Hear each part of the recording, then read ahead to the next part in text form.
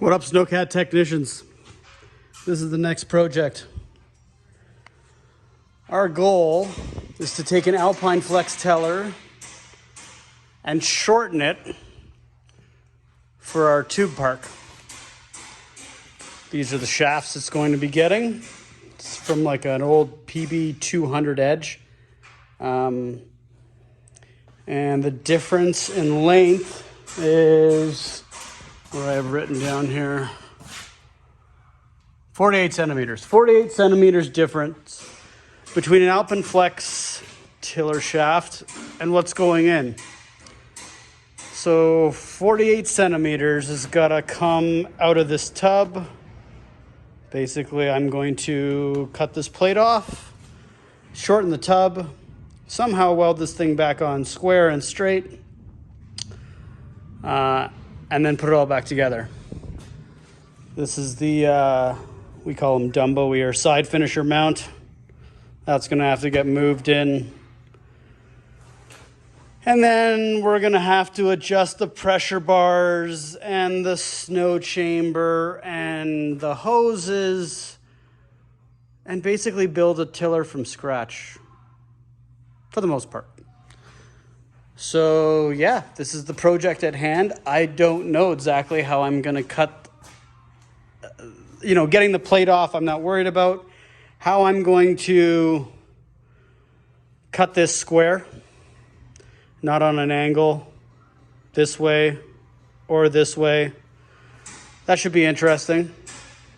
They make these things pretty well. They're not really that easy to cut apart. I use my plasma cutter, but that's not going to get all the way through the pipe. Then I thought of like a demolition gas-powered saw that'll get all the way through the pipe, but probably not be very square. Then I got this guy here that's laminated on kind of from here to here. And a plasma cutter will get through the tub and it'll get through this, but it's obviously not going to get through what's under there. So we're going to have to get creative and figure out how I'm going to go about this. I might use a combination of things. So first things first, we'll get this side plate off. And the goal obviously is to not damage the side plate because we need to reuse it. So if anything's going to be sacrificial, it's going to be the end of this tub. I'm just going to remanufacture one of these, bend it up, and that'll get tagged on over here. I'm not even going to worry about trying to save that. It's, I don't know. We'll see how it goes. I'm playing this whole job by ear because it's not something I've ever done before, but how hard can it be? We'll figure everything out with the first one, and the second one should be a lot easier. Stay tuned.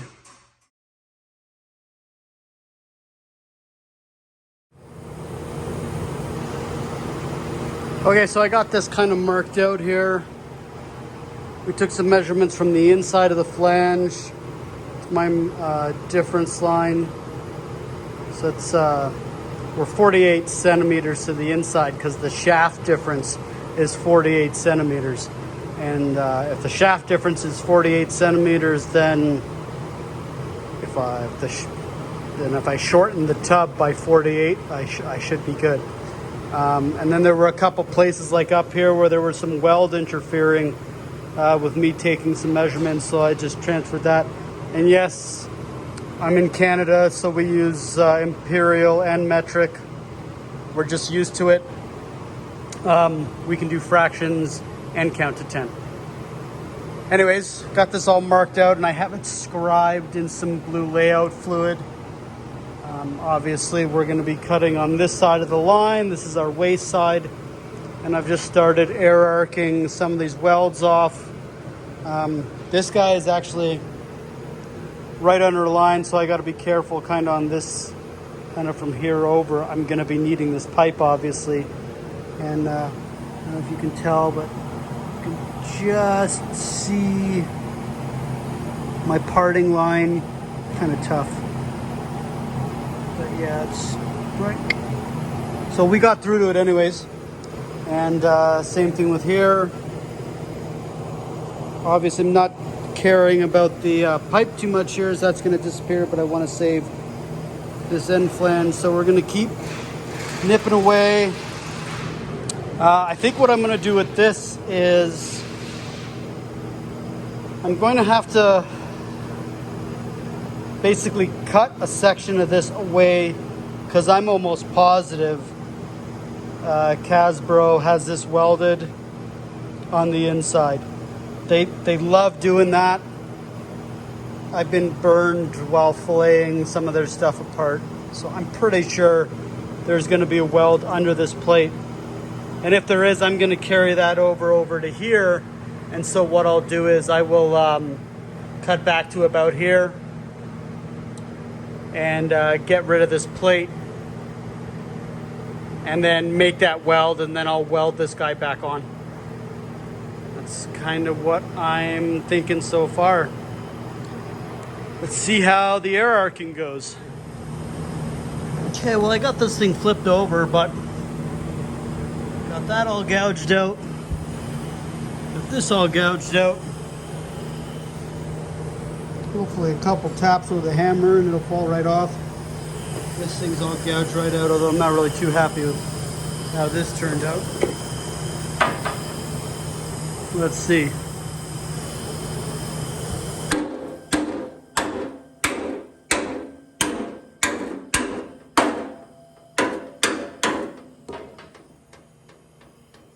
Well, that's going to need a little bit more.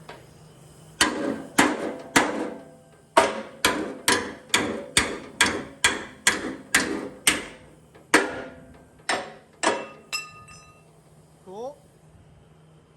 Let's give this thing some beeps. She's not quite ready. We'll see what's hanging her up. So they didn't carry this weld all the way into here, but they do, however, have just a laminated plate in there.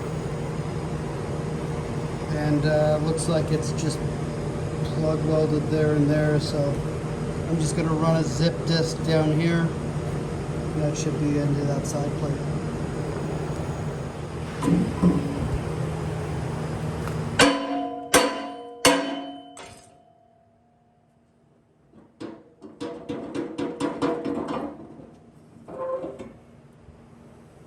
All right.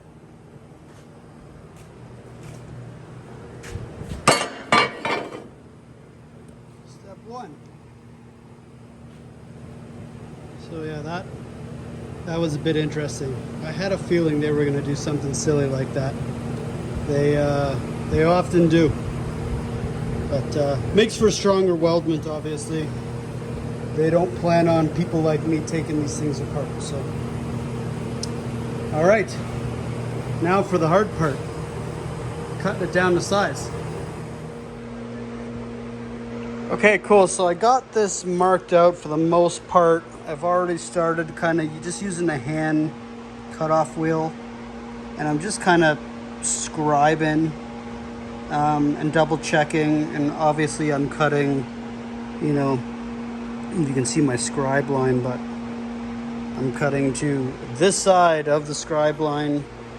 I can always do a bit of precision grinding after the fact. I marked down here, I gotta transfer this line up to this edge, and then we'll flip it over and start just methodically cutting away.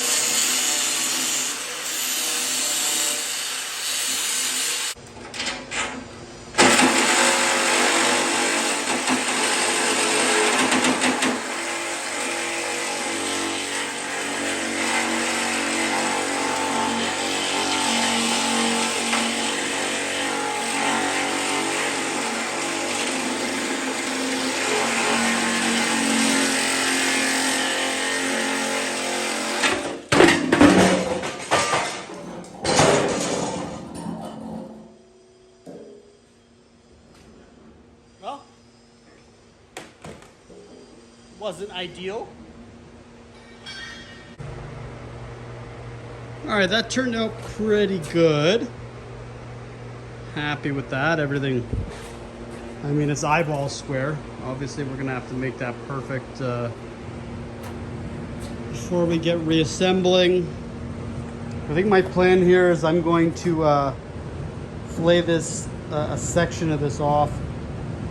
So when I lay that doubler in, that is there from the factory right here, it is going to go all the way down into here like it was to begin with. It's, I think, the best thing for me to do. Here's our section. Cuts nice and clean, it looks fairly square, and I was able to do most of it with a zip disc, which is great.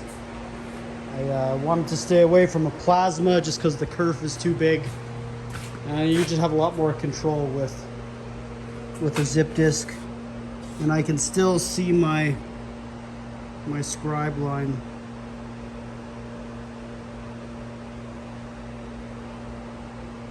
So a little bit of grinding just to get us back to that line. Well, that's good. Okay, let's carry on. Cool, so I got the end plate cleaned up. I just tacked on some chain links so I'd have a lifting tool, and I got some ratchet straps that are definitely rated for this weight. Just allows me to basically individual adjust both sides. I got it pretty close, and then as a pickup point, I've installed the snow chamber rod to pick up off of this, so that's gonna give me one anchor point. So really it's just a matter of rolling this up and down, like this guy up and down, to get that positioning. And I'm basically going off of witness marks. I know that there was like that bracket that was there, and I could put that in after the fact. And yeah, so it looks like we're gonna have to come up just a little bit. So I'm just fooling with this and getting it all dialed, and then we'll get it tacked into place. All right, cool, it's tacked into position. It's just still square. It's pretty square.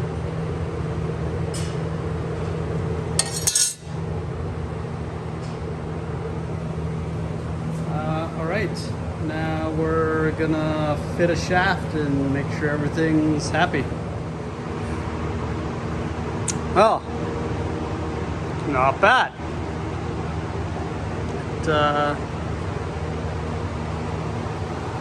It actually turned out pretty good.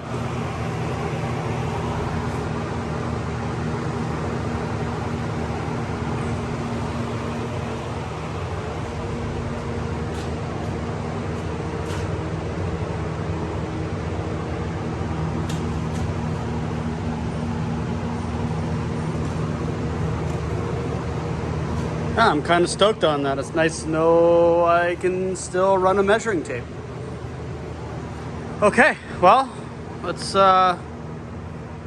weld it out. That's kind of only half the battle. We know it's gonna fit. Now it's welding it and making sure it stays square and beefing it up so it won't break. All right, just about bend this thing up. It's like 19 inches long, and I basically scored a mark every half inch and just played with it until I got it to lay nice on that. So let's see what we do.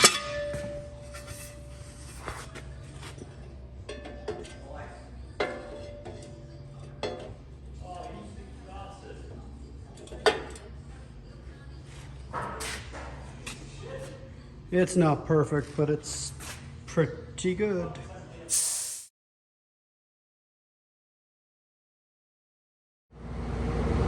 Okay, this is kind of what I've decided to fillet off so I can add this doubler on the inside. I'm not gonna cut this all the way down to the inside web. I'm gonna cut here, get rid of this, pull that off, and then probably put a cut right about there and behind. And then once we put it back together, it'll be the reverse. Okay, cool. So yeah, trim the weld there, cut across the middle, somewhere where it's going to be easy for me to weld back together. And this guy right here was just tagged on right there. That'll be real nice and easy to get that back together.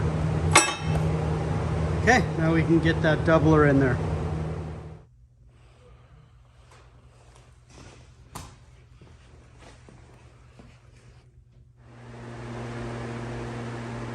Okay, cool. Got these guys plasma cut, got the edges deburred.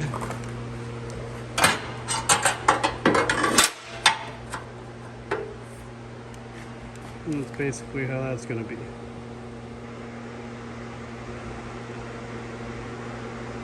Awesome.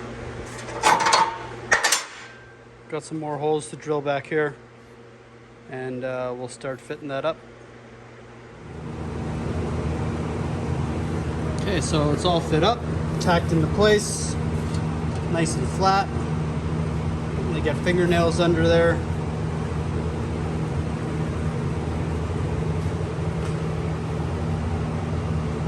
Now we're going to flip it over, take care of the plug welds, and then we'll flip it back over and weld it out.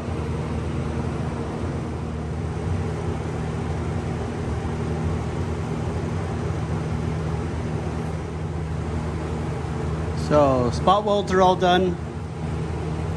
Now before I weld out the top side, which is where the majority of the welds are going to be, I'm going to put stitches in here. Because when I weld the top side, it's going to want to pull this way. And obviously we're going to try to combat that. So by having the stitches on along this edge, it's going to resist that tendency to want to pull to the outside. And right now, it is it's square. Just checked it before these spot welds went in because I knew that this thing wouldn't really sit flat. Yeah, so we're still in good shape there. Okay, we'll get some stitches in. We might even come around and walk over here. The last thing I'm going to do is put that brace in up here, but we'll put that in after the fact. All right.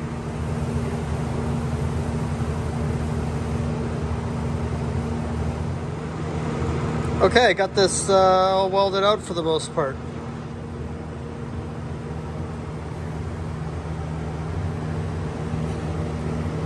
Tied into the front pipe, there and there. TIG welds up here.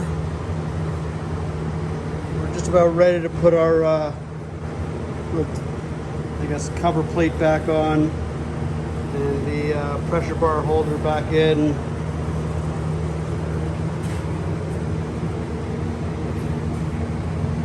And then we'll work on that lower gusset there.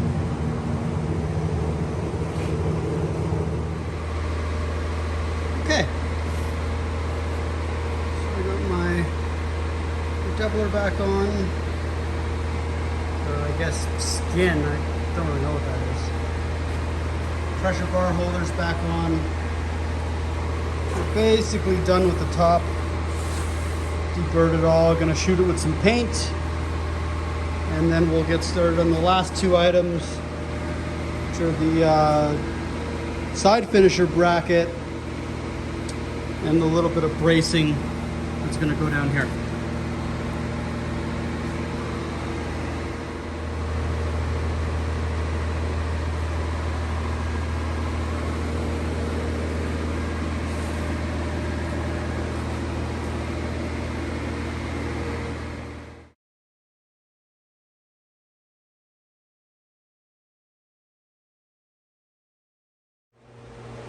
Okay, got our little gusset in, got some paint on it,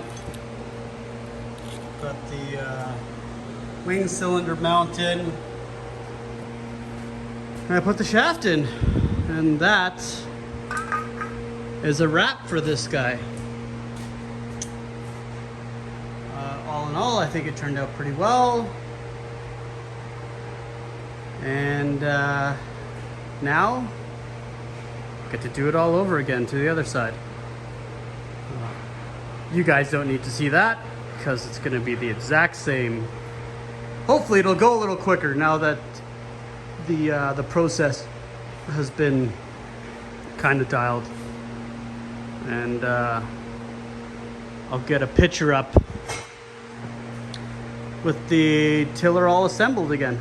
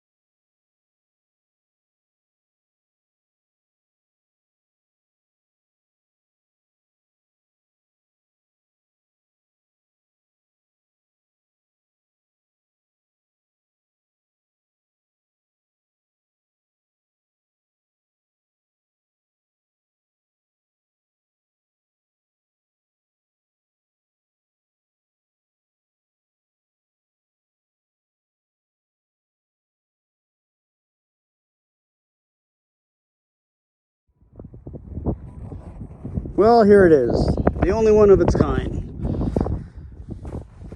The 400 Park Pro Series Mini tube park tiller. This is an Alpine Flex tiller that I cut down. Lots of mods. So the tubs had to be cut down, the pressure bars modified. The combing needed to be modified, end flaps. I was able to keep the tub end plates, and so I was able to keep our side finisher wings. We had to modify the cylinders, and this guy has a power V cylinder to put a slight dish into our two park lanes. So the hydraulics are set up so it can power down into a V. It can stay locked in that V, and we can lock it in any position and it still has float.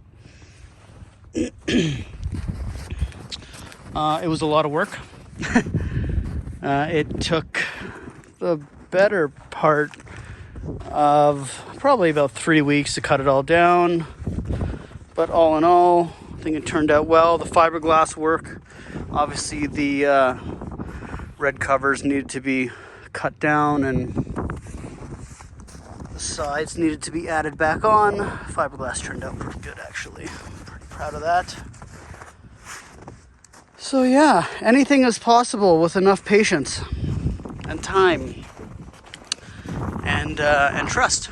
Because it's an idea that I kind of had and said, oh yeah, we can make that work, and it just took a little bit of time to implement. There were a lot of hurdles along the way, but all in all, we made it happen.